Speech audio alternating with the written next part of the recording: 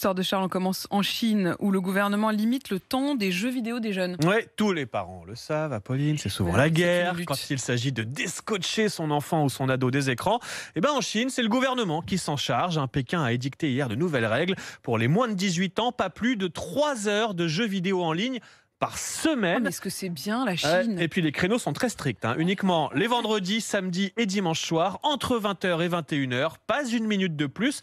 La mesure ne concerne que les jeux en ligne sur Internet qui sont clairement les plus addictifs pour les jeunes. Des jeux vidéo qualifiés d'opium mental par le pouvoir chinois qui s'inquiète donc des conséquences néfastes sur la santé de la jeunesse chinoise. Et pour empêcher les petits malins de contourner les règles, ils devront présenter une pièce d'identité pour se connecter en ligne, donc le vendredi soir, le samedi soir, le dimanche soir.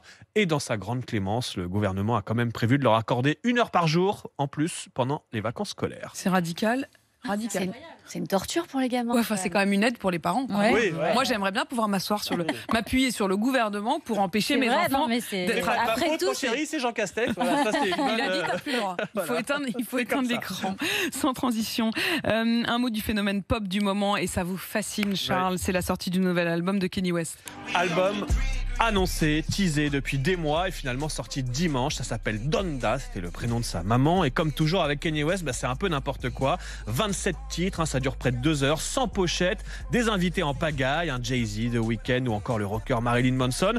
On a droit à du rap, du gospel, des expérimentations musicales et surtout ça cartonne. En 24 heures, le disque s'est retrouvé numéro 1 dans 130 pays sur la plateforme Apple, une première dans l'histoire. Sur Spotify, c'est le 2e plus gros démarrage de l'histoire de la plateforme.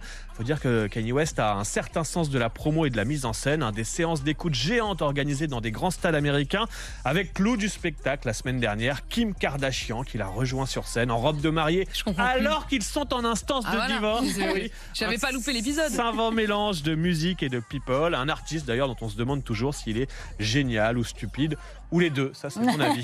Et ça, depuis qu'on est arrivé ce matin avec Charles, on se demande est-ce qu'on peut être génial et stupide à la fois. Oui, on peut. Je lance les appels. Oui, on peut. On en a vu d'autres. Oui, je crois même que j'en suis la preuve vivante. Voilà, c'est ce que j'allais dire. Charles, en tout cas, considère que c'est un génie.